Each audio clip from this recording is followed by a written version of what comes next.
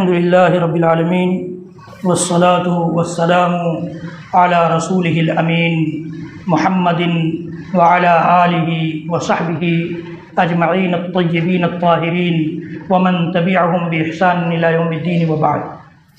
قال رسولنا صلوات ربی وسلامہ علیہ ان افضل الصیام بعد رمضان صیام شہر اللہ المحرم وافضل الصلوات بعد المکتوبہ صلاۃ اللیل۔ اللہ کے نبی صلی اللہ تعالیٰ علیہ وسلم نے اس حدیث میں ہم اور آپ ابھی ایک دن پہلے جس لائق احترام مہینے میں داخل ہوئے ہیں، جس کی آج 2 تاریخ ہے، محرم الحرام کا مہینہ لائق احترام اس لیے میں نے کہا کہ اللہ تعالیٰ نے 4 مہینوں کو خصوصی طور پر احترام اور عزت کے لائق بنایا ہے۔ اس قدر احترام اور عزت کہ مکہ کے کفار بھی ان کا احترام اور عزت کرتے تھے۔ 4 مہینوں میں سے 2 مہینے گزر گئے، ذی قعدہ، ذی الحجہ، اور یہ تیسرا مہینہ محرم، اور پھر ایک مہینہ آتا ہے شعبان سے پہلے رجب کا، وہ بھی حرام مہینوں میں سے ہے۔ تو محرم کی 2 تاریخ ہے، اور محرم کا چاند ہوتے ہی یا بلکہ کہیں کہیں اس سے پہلے ہی جو شرارتیں مسلم معاشرے میں کی جاتی ہیں، جو اسلام کے خلاف کام کیے جاتے ہیں، ہم سب واقف ہیں، بلکہ ہم میں سے زیادہ تر لوگ ان کا تعاون بھی کرتے ہیں، کسی نہ کسی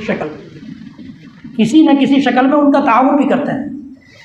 آپ نے کبھی سوچا کہ حضرت حسین رضی اللہ تعالیٰ عنہ کی شہادت جو اللہ کے نبی صلی اللہ علیہ وسلم کی وفات کے 50 سال بعد عمل میں آیا، 50 سال کے بعد واقع ہوا، بڑا سنگین حادثہ تھا، اس میں کوئی شک نہیں ہے۔ کیا اسلام نے ہمیں اجازت دی ہے کہ آج سے تقریباً 1390 سال پہلے پیش آنے والے 95 سال پہلے پیش آنے والے اس واقعے پر آج تک غم منائیں یا اپنی زندگی بھر غم منائیں؟ اس کی اجازت شریعت نے دی ہے؟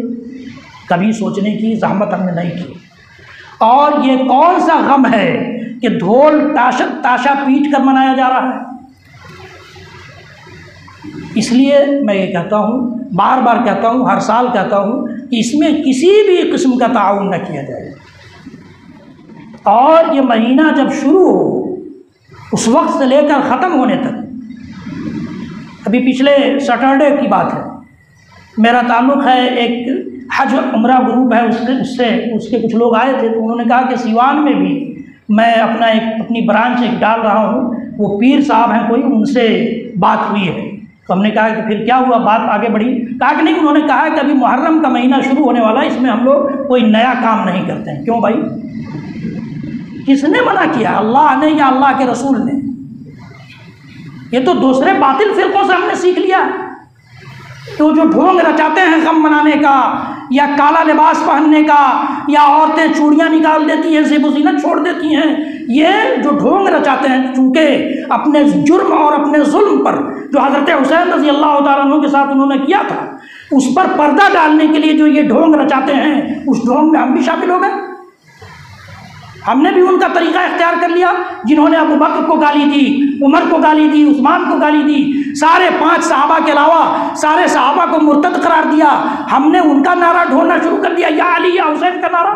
نعوذ باللہ من هذه الخرافات۔ اللہ تعالیٰ ہم سب کو اور پوری امت محمدیہ کو ان خرافات سے محفوظ رکھے۔ تو یہ مہینہ جب شروع ہو اس وقت سے لے کر آخر تک نہ تو کوئی نیا کام کرنے سے روکا گیا ہے، نہ کوئی اچھا کام کرنے سے روکا گیا ہے۔ شادی بیاہ بھی لوگ نہیں کرتے، اچھے لوگ، دیندار سمجھے جانے والے لوگ کرتے ہیں۔ محرم میں کیسے ہوگا؟ ارے محرم تو قابل احترام مہینہ ہے، اس میں ظلم و جور سے منع کیا گیا ہے، اللہ کی نافرمانی سے روکا گیا ہے، اس میں ہی تو کرنا چاہیے، مبارک مہینہ ہے۔ تو اس میں ہر قسم کے خرافات سے اپنے آپ کو بچائیے، اور اس میں کسی بھی قسم کی مدد کرنے سے بچائیے۔ اپنے بچوں کو سمجھائیے، اپنے گھر والوں کو سمجھائیے کہ کوئی ایسا کام جو شریعت کے خلاف ہے، خاص طور سے اس مہینے میں اپنے آپ کو بچانا ہے، اس لیے کہ اللہ تعالیٰ نے اس کو لائق احترام مہینہ بنایا، اس کو لائق احترام مہینہ بتایا۔ اور اللہ کے نبی صلی اللہ علیہ وسلم نے تو اس مہینے کی 9ویں اور 10ویں تاریخ کو روزہ رکھنے کی سنت بھی بیان فرمائی ہے۔ جس دن ہم لوگ سبیل لگاتے ہیں، شربت بانٹتے ہیں، اللہ کے نبی صلی اللہ علیہ وسلم کی امت ہے نا، کلمہ پڑھتے ہیں ان کی رسالت پر یقین ہے۔ اگر کوئی کہہ دے کہ یہ اللہ کے نبی صلی اللہ علیہ وسلم کی یہ سنت غلط ہے تو ہم اس سے لڑنے پھرنے کے لیے تیار ہو جائیں۔ تو ہم تو غلط کر رہے ہیں، سبیل لگا کر شربت بانٹ کر غلط کر رہے ہیں نا، ان کی سنت کو غلط قرار دے رہے ہیں کہ نہیں روزہ رکھنا سنت نہیں، شربت پیو، روزہ رکھنا سنت نہیں ہے، شربت پیو۔ آپ کو پتہ ہے کہ یہ عاشورہ جو 10ویں تاریخ کے محرم کا روزہ ہے، یہ مکہ کے کفار بھی رکھتے تھے۔ رمضان کا روزہ فرض ہونے سے پہلے یہی روزہ فرض تھا عاشورہ کا۔ اللہ تعالیٰ، اللہ کے رسول صلی اللہ علیہ وسلم کی جو حدیث میں نے پڑھی، جس میں اللہ کے رسول فرماتے ہیں کہ رمضان کے بعد سب سے افضل روزہ کوئی ہے تو وہ عاشورہ کا روزہ ہے،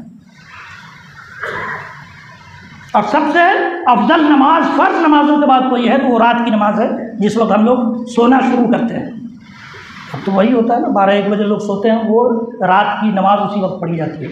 جس وقت سونا شروع کرتے ہیں اس وقت کی نماز اللہ تعالیٰ کو بہت پسند ہے، فرض نمازوں کے بعد۔ اور اس مہینے کا روزہ جو 9ویں 10ویں تاریخ کو رکھا جائے، اللہ کے نبی صلی اللہ علیہ وسلم کی حدیث گرامی ابو قتادہ انصاری رضی اللہ تعالیٰ عنہ سے مروی، کہتے ہیں کہ اللہ کے نبی صلی اللہ علیہ وسلم نے فرمایا کہ عرفہ کے دن کے روزے کے بارے میں مجھے اللہ سے امید ہے کہ وہ 2 سالوں کے گناہوں کے لیے کفارہ بنے گا، ایک پچھلے سال اور ایک آنے والے سال۔ اور عاشورہ کا روزہ جو یہ محرم کی 9ویں 10ویں تاریخ کو ہم رکھیں گے، اس کا روزہ 1 سال کے لیے کفارہ بنے گا۔ یہ اللہ کے نبی صلی اللہ علیہ وسلم کی حدیث گرامی۔ اس لیے ہم اور آپ اس مہینے میں اگر کچھ کرنا ہے تو یہی کہ 9ویں اور 10ویں تاریخ کو روزہ رکھیں۔